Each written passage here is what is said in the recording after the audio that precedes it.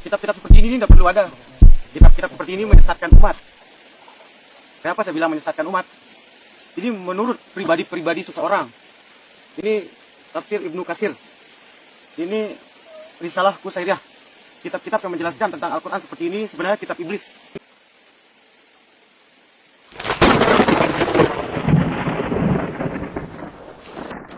Bismillahirrahmanirrahim. Assalamualaikum warahmatullahi wabarakatuh. Alhamdulillah, Allahumma shalli ala nabiyina Muhammad wa ala alihi washabihi ajmain. Teman-teman, semoga sehat, semangat serta sukses selalu. Wa tawassaw bil haq wa tawassaw bis sabr.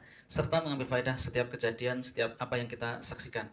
Kali ini teman-teman sekalian, kita mendapatkan sebuah share-sharean video yang tidak mau kalah orang-orang ini dengan Pak Panji Gumilang. Bahkan mungkin lebih parah lagi, yakni mereka mengledek atau menghina di antara ulama, yakni Ibnu Katsir rahimahullah, khususnya tentang tafsir Al-Quranul Karim, yang menganggap itu tafsiran adalah tafsiran yang menyesatkan, bahkan kitabnya disebut dengan kitab iblis. Kita saksikan dulu teman-teman videonya ini, biar kita bisa menyaksikan lebih seksama lagi. Assalamualaikum warahmatullahi wabarakatuh. Waalaikumsalam warahmatullahi wabarakatuh. Ini saya bawa kitab. Dua kitab tafsir Al-Quran. Tafsir Ibnu Katsir dan tafsir Qusairiyah. Sebenarnya Al-Quran itu harusnya dipelajari langsung. Nanti kita belajar langsung ke Al-Quran, kita langsung belajar kepada Allah melalui Al-Quran dan sunnah. Kitab-kitab seperti ini tidak perlu ada. Kitab-kitab seperti ini menyesatkan umat. Kenapa saya bilang menyesatkan umat? Ini menurut pribadi-pribadi seseorang. Ini tafsir Ibnu Katsir. Ini Risalah Qusairiyah. Kitab-kitab yang menjelaskan tentang Al-Quran seperti ini sebenarnya kitab iblis. Kenapa saya bilang kitab iblis?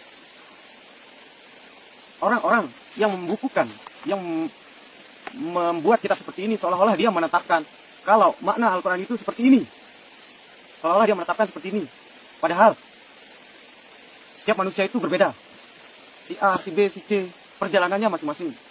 Nah, Al-Quran itu inti dari seluruh perjalanan.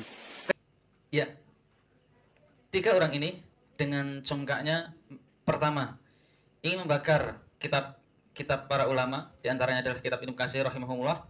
Bahkan yang lebih juga parah mengatakan bahwa kitab itu adalah kitab iblis. Na'udzubillah min dzalik. Entah ini sengaja, entah ini lagi buat settingan saja, buat film perfilman saja, atau entah orang ini lagi kesurupan, wallahu alam ya. Namun seperti itu sangat-sangat tidak pantas sekali teman-teman sekalian. Ya, bagaimana mungkin ya kitab Ibnu Katsir rahimahullah, tafsir Al-Quranul Karim dianggap kitab apa namanya teman-teman? Kitab iblis.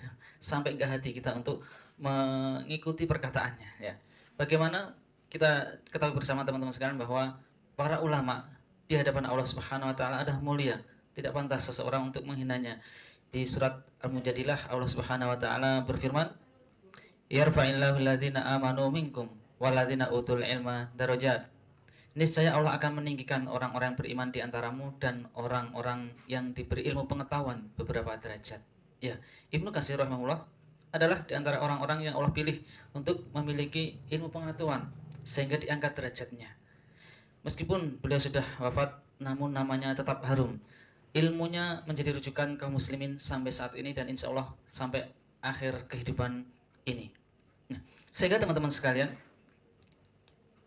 Nabi Muhammad SAW memberikan wejangan, yakni sesungguhnya termasuk pengagungan kepada Allah Subhanahu wa taala, yaitu memuliakan orang tua yang muslim, orang yang hafal Al-Quran tanpa berlebih-lebihan atau berlonggar-longgar di dalamnya, dan memuliakan penguasa yang adil. Nah, teman-teman sekalian, di hadis ini Rasulullah SAW memberikan petunjuk bahwa di antara pengagungan terhadap Allah Subhanahu wa taala yakni dengan memuliakan di antaranya orang yang hafal Al-Quran. Ibnu Katsir rahimahullah diriwayatkan ataupun di dalam biografinya di usia 11 tahun sudah hafal mungkin Al-Quranul Karim 30 juz. Dan kemudian menjadi seorang ulama ahli tafsir. Bagaimana mungkin kedudukan beliau akan dihinakan oleh segelintir orang yang nggak tahu dari mana itu asal usul orang itu ya. Sehingga Nabi Muhammad SAW teman-teman sekalian memberikan wejangan ataupun memberikan rambu-rambu ataupun memberikan ancaman, yakni bukan termasuk umatku siapa yang tidak memuliakan orang yang lebih tua, menyayangi yang lebih muda, dan mengetahui hak-hak orang alim. Ya, Ibnu Katsir rahimahullah, seluruh kaum muslimin sepakat dari zamannya sampai zaman sekarang bahwa beliau adalah orang yang alim, yang tinggi ilmunya dan dalam pemahamannya. Bagaimana kitab tafsir Ibnu Katsir disebutkan kitab iblis. Ya, kita ada teman-teman sekalian. Kitab seperti ini yang isinya adalah qala Allah, qala Rasul wa qala sahabah. Apa yang difirmankan Allah Subhanahu wa taala, yang disabdakan oleh Rasulullah sallallahu alaihi wasallam, dan apa yang diucapkan dan dipahami oleh para sahabat Nabi dicantumkan oleh Ibnu Katsir rahimahullah untuk menjelaskan ayat-ayat Al-Qur'anul Karim. Yang pada intinya risalah ataupun agama ini yang ada di dalam Al-Qur'anul Karim yang dijelaskan diantaranya oleh tafsir Ibnu Katsir ini diantaranya adalah untuk mentauhidkan Allah Subhanahu wa taala, menyembah hanya kepada Allah Subhanahu wa taala, dan menjauhkan dari segala bentuk perbuatan kesyirikan. Bagaimana itu disebut dengan kitab iblis? Na'udzubillah min dzalik.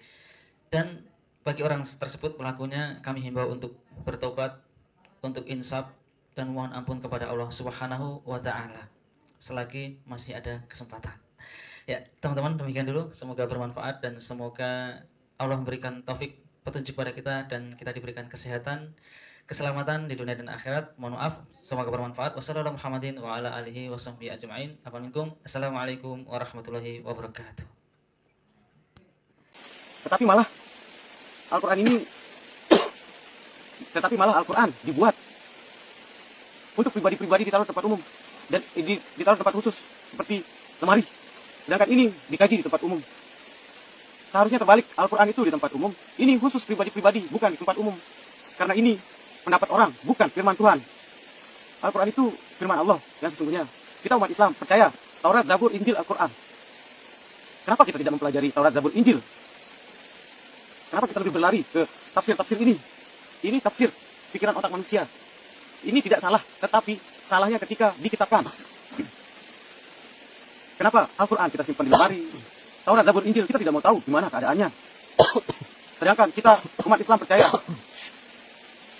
salah satu rukun iman kita adalah percaya pada kitab-kitab Allah, Taurat, Zabur, Injil, Al-Quran. Tetapi Taurat, Zabur, Injil kita biarkan ke agama lain. Al-Quran kita masukkan ke dalam lemari. Kita lebih senang membahas kitab-kitab di umum. Ini bukan saya membenci ilmunya, tetapi ini sebagai bentuk protes saya kepada yang mengadakan kitab. Sebagai bentuk protes saya akan membakar kitab ini. Stop.